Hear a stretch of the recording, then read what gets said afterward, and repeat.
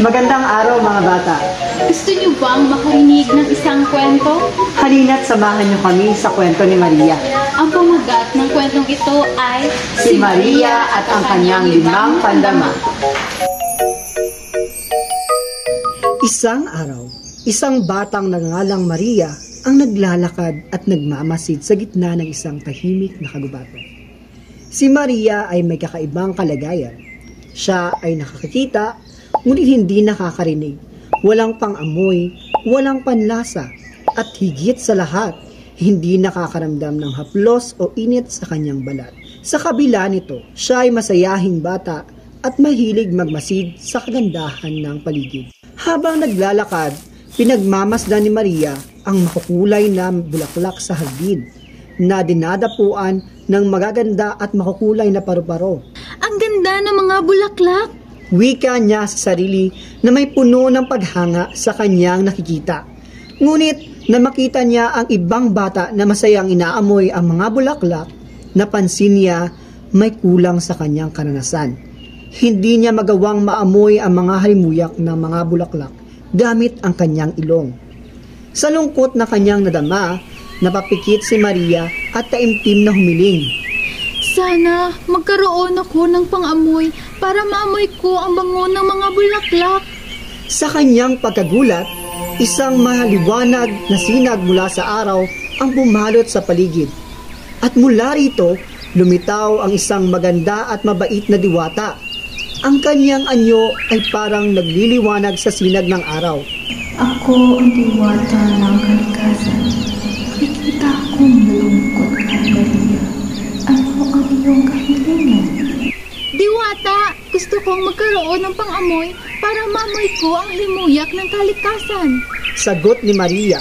Dahil isa kang mabuting bata, pagbibigyan kita sa iyong hiling. Sa isang iglap, nagkaroon siya ng kakayahang makaamoy. Lubos akong nagpapasalamat, Diwata! Masayang sambit ni Maria habang inaamoy ang sariwang hangin at bango ng mga bulaklak sa paligid. Masayang nagpatuloy si Maria sa kanyang paglalakad na makita niya ang ibang bata na masayang kumakain ng sorbetes. Ano kaya ang lasa ng sorbetes? Tanong niya sa sarili. Ngunit wala siyang panlasa upang malasahan ang mga ito. Muli siyang nalungkot at humiling. Sana magkaroon ako ng panlasa para malasahan ko rin ang mga pagkain. Muling nagpakita ang diwata. Maria, naririnig ko ang iyong hiling. Sa tulong ng aking kapangyarihan, bibigyan kita ng kakayahang malasahan ang sarap ng mga pagkain. Sa isang kumpas na kanyang kamay, nagningning ang paligid ni Maria. At sa sandaling iyon, nagkaroon siya ng panlasa. Agad siyang bumili ng sorbetes at sa unang pagkakataon ay natikman niya ang tamis nito. Muling nagpatuloy sa paglalakad si Maria at sa kanyang paglakbay, natanaw niya ang mga ibon sa itaas ng puno na tila may sinasabi sa kanilang mga kilos. Gusto kong marinig ang kanilang awit, ngunit walang kakayahan ng aking tenga na makarinig ng iba't ibang tunog. Muli siyang humiling. Sana magkaroon ako ng kakayahang marinig ang tunog ng kalikasan. Sa ikatlong pagkakataon, nagpakita ang diwata. Narito ako upang tuparin ang iyong hiling. Sa isang iglap, nagkaroon si Maria ng kakayahang makarinig ng mga tunog. Sa wakas, narinig na niya ang masayang huni ng mga ibon at ang iba't ibang tunog ng kalikasan. Sa gitna ng kanyang pakikinig sa paligid, ay biglang bumuhos ang ulan. Nakita niya ang ibang bata na masayang nagtatampisaw sa ulan. Siya ay muling nalungkot sapagkat hindi niya nararamdaman ang lamig ng patak ng ulan sa kanyang balat.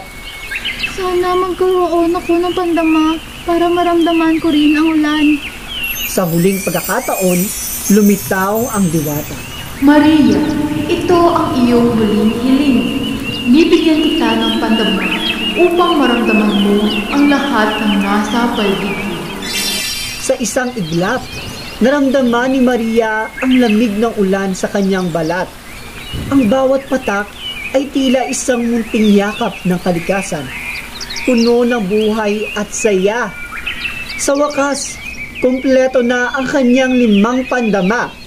Nakakakita, nakakaamoy, nakakatikim, nakakarinig at nakakaramdam. Masayang tumakbo si Maria upang makipaglaro sa ulan kasama ang ibang bata. Sa araw na iyon, naramdaman ni Maria ang tunay na kagalakan ng pagiging isang buo at malapit sa kalikasan. Wakas.